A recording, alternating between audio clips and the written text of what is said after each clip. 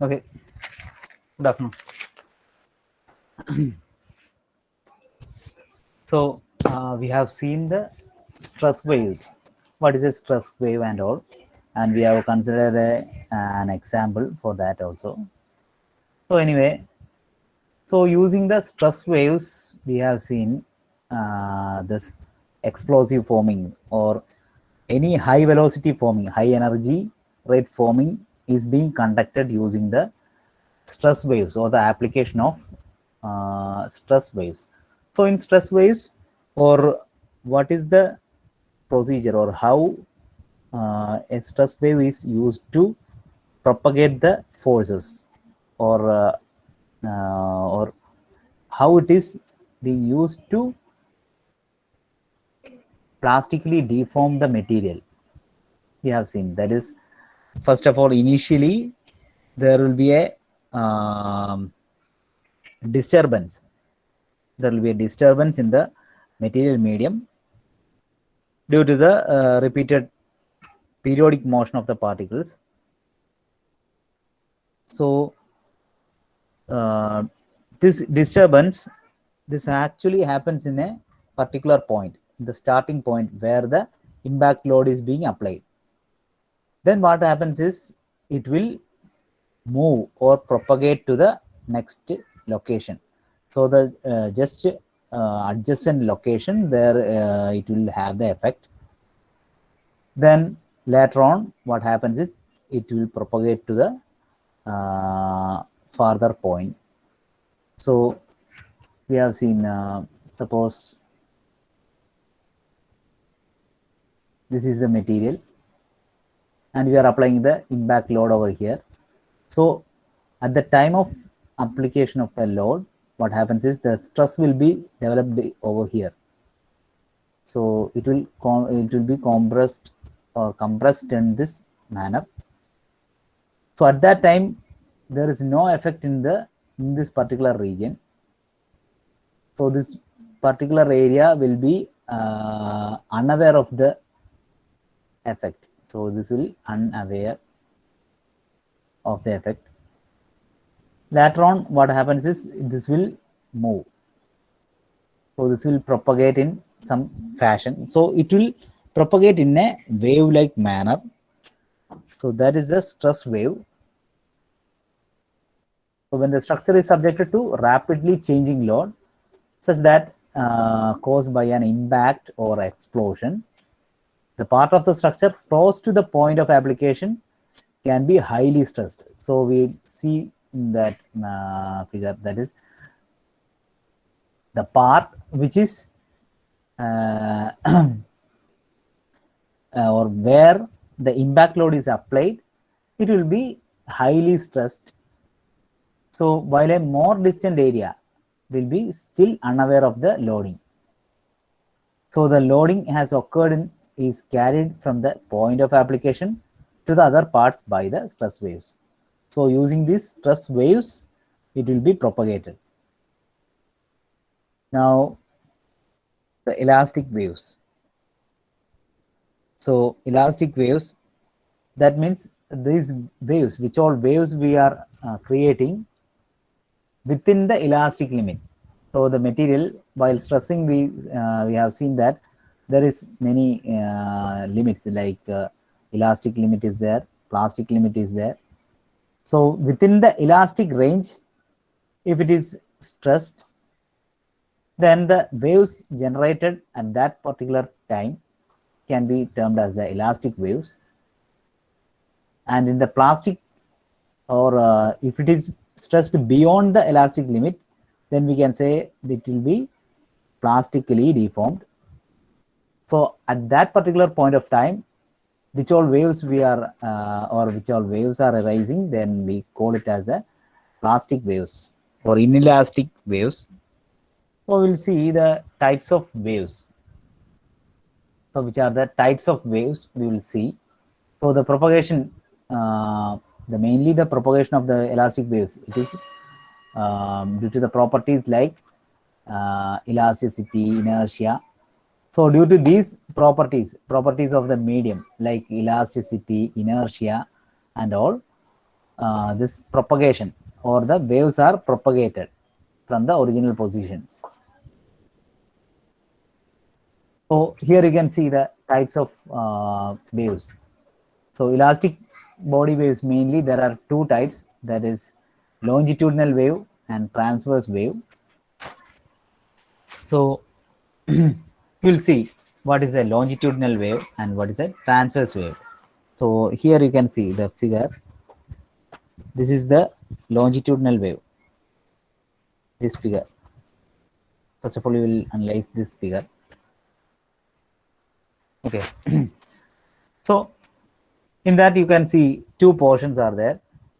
So this one, the first one is the undistributed material. Undistributed material, that means without the application of the force, that is before application of the force, or before the impact load is applying. This was the condition of the material. That means you can see the materials are uniformly spaced. Okay, you can see here the materials are uniformly spaced over the entire length. Then what happens is, when an impact load is applied,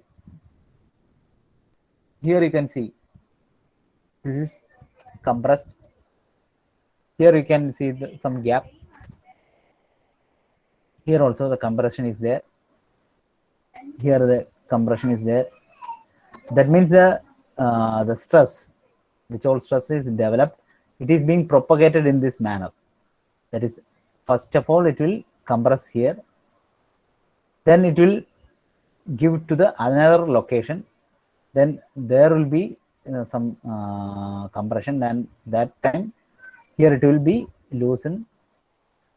So in the figure you can see from here to here, after that it will be repeating. So this is the wavelength of the propagation. So this is one cycle. So the cycle repeats. So this is a periodic motion, and this is the wave propagation in the transverse, longitudinal direction. You can see the here this is or the wave is in the direction of motion, or it is in the linear direction. So this is the longitudinal wave. This type of wave is the longitudinal wave. In the second case, you can see similar thing, but here the disturbance, or it is in the compared to the original distribution, it is varying in a transverse manner, in this manner. So here also you can see from here to here one cycle is there. After that it will repeat. So this is the wavelength of motion, or the wave. So this is termed as the transverse wave. Simple terms, just understand the terms of it. Next comes the surface waves. Surface waves are nothing but the waves which are guided along the surface of the earth. So the waves you can see along the surface of the earth, or the layers which are near the surface. So that is the surface waves. And regarding the plastic waves, that means we have seen whenever the material is being stressed beyond the elastic limit. Beyond the elastic limit, that means it will go into the plastic stage. So in that stage, which all waves are there, that is coming under the plastic waves, or the inelastic deformation. Now regarding that, next types of high velocity forming. So what are the types of high velocity forming? We have seen the basic principle, how it is working. Now these are the main types of high velocity forming, that is explosive forming, electrohydraulic forming, magnetic forming, and pneumatic mechanical high velocity forming, forging. Not forging, it is forming. Okay. Anyway, these are the types of high velocity forming processes. From that, we will go in depth to the first two types of forming. First of all, explosive forming. So what is an explosive forming? So in the case of high velocity forming, we start with the explosive forming, or we start explaining the procedure using the explosive forming itself. So it is, you have already seen this. So this is the figure. So before and after, that is, here you can see the workpiece. So this is the workpiece. This is the workpiece you can see here.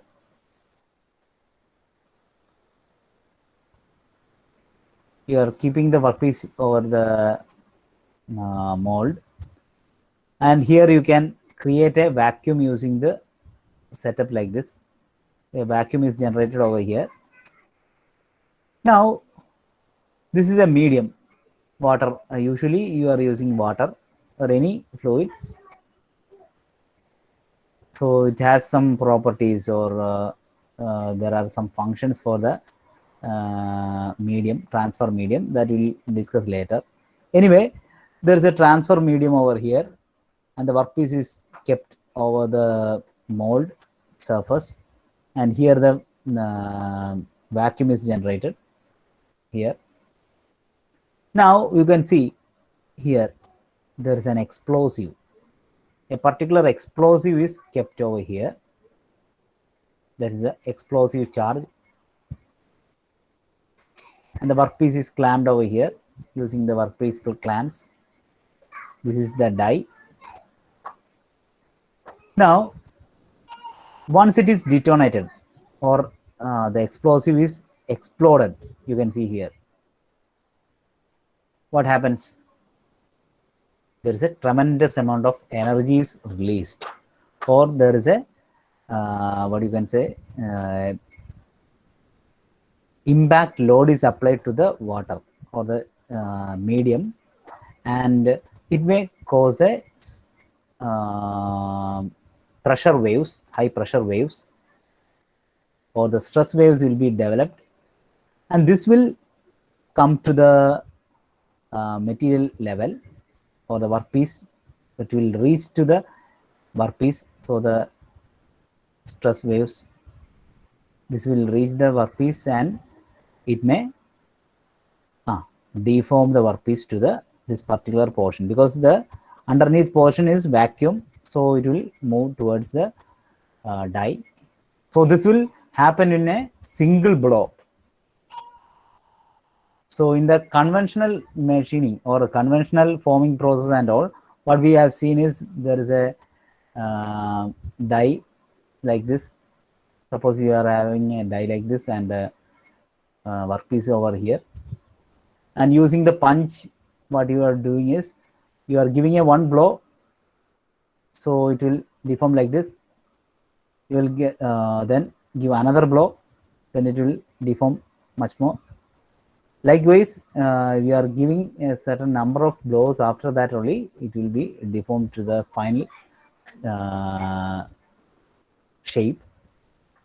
So unlike that manner, in this case, using the explosive forming, what we are doing is in a single blow itself, the final stage is produced, or you can see within the first procedure itself, or the first application of explosion itself, the final product is being created. That's why we say the production rate is high. That is within a single blow itself, it is made, or the production rate is high. Now we'll see the another figure, or the stages. You can see the the phases. What are the main phases in the explosive forming? Okay, you can see the three phases. Same thing. You can see the three phases. That is in the initial phase, or this is the setup, initial setup. initial setup where you can see the workpiece is placed, the vacuum is generated, this is the die, this is the explosive charge without detonating. Before detonating, the explosive charge is placed here. Now in the second phase means it is detonated, that is, it is exploded. Okay, detonated. So in that case, what happens? The shock waves are created. You can see here the shock waves creating and bubbles forming, gas bubbles forming after the explosion. So this will enlarge, and you can see this. Some stress waves will be developed, and this shock waves will reach the workpiece and starts plastically deforming. So here there is vacuum and it is coming down. So this is the second phase and final phase. This is the shock waves. This will reach the workpiece and the plumes escape from the work. So which all plumes are created here, that will be escaped from the, or escaped as a gas bubble to the surrounding. So these are the three phases in the explosive forming. Simple thing.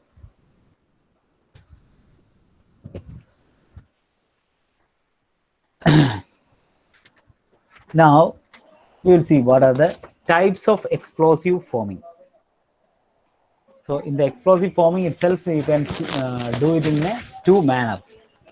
That is, one is unconfined type or stand-off technique, and the other one is the confined type of or contact technique. പേര് കേട്ട് ഞെട്ടണ്ട, simple concept ആണ്. Concept വളരെ simple ആണ്. അതായത് this process or the explosive forming is being conducted using the explosives, right? So based on the position of the explosive, we classify it as confined or non-confined. Unconfined means it is placed at a distance, particular distance from the workpiece. Here this is the workpiece and this is the explosive, so we maintain a gap between them. So it is not placed in the workpiece, it is placed somewhere over here. So this type of technique is the unconfined type or stand-off type. That means there is a stand-off distance between the explosive and the workpiece. So this is the unconfined type or stand-off technique. That is the first figure.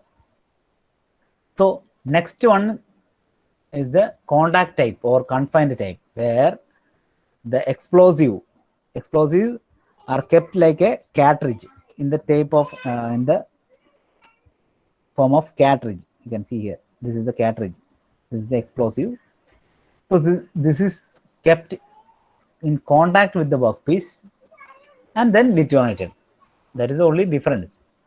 So in the contact type, it is mainly used for this type of materials, like some tubes are there, you can see here. Okay, you can see okay. This is a tube, this is yellow one, sorry, orange one. So we need to bulge it, or in this portion you have to make a bulge like this. So what we do is we will insert a cartridge like this inside that. So while detonating, it will move and it will help in bulging. So the only difference is the material, or the in unconfined type or stand-off technique, the explosive is kept at a particular distance away from the material. It is not in contact with the workpiece. There is a particular stand-off distance. That's why it is other way you can call it as a stand-off technique. In the latter case, that is the confined type, it is in contact with the workpiece. That's why we call it as a confined type or contact technique. Okay, so these are the two types of explosive forming. Now, like the other cases and all, we'll see what are the advantages, disadvantages, applications, etc. Okay. So, first of all, what are the advantages? So what are the advantages of the explosive forming over the conventional forming? So, the first advantage, we have already seen, that is this happens within one blow or the single blow. Within the single blow itself, the final product is created. So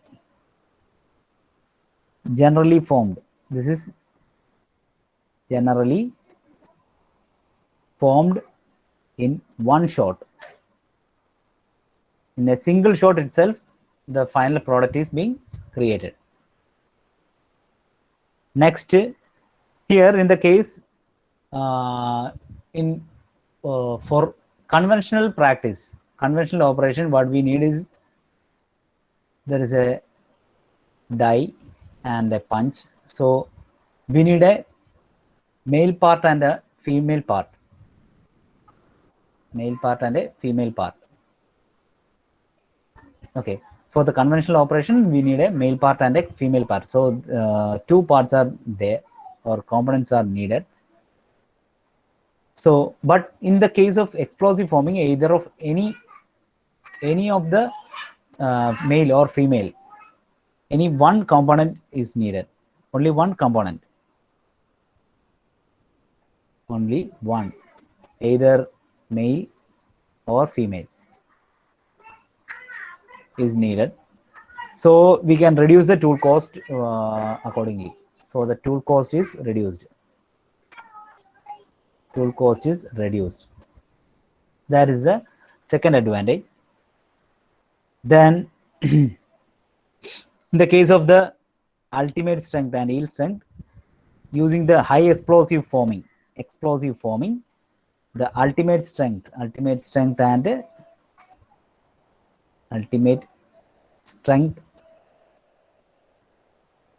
and also the yield strength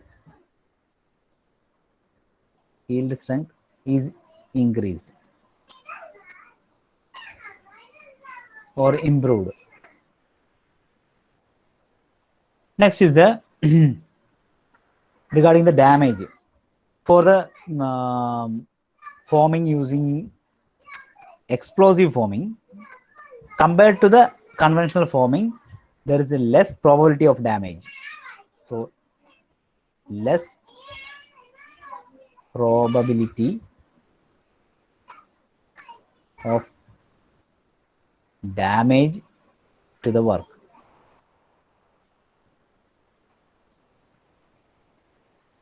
Next, this can be used for large parts and thick parts.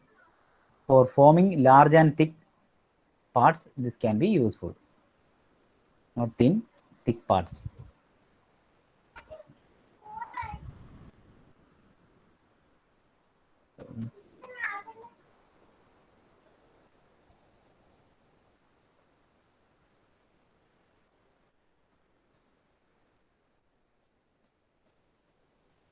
Thick parts.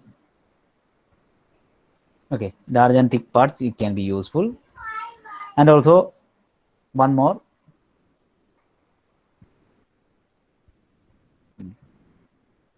Okay, one more. That is it is economical. Regarding the cost, it is economical.